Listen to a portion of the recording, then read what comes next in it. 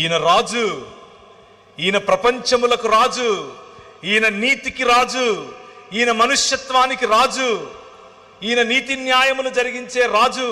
భూమి ఆకాశములను తన చేతి చేత లేకపోతే తన మాట చేత సృజించినటువంటి రాజు, ప్రపంచములను ఏలే రాజు, భూమి ఆకాశములను ఐక్యపరిచే రాజు, మీ మనసులను నిర్మించే రాజు, మీ ఒంటరితనాన్ని చూసినటువంటి రాజు, ఆ ఒంటరితనంలో నేను నీ మాట విన్నాను అనే రాజు.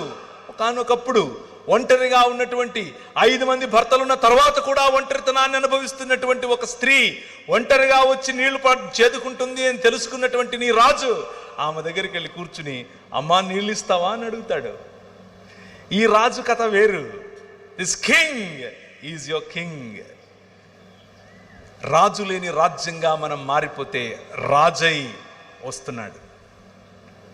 కాపరి లేని గొర్రెల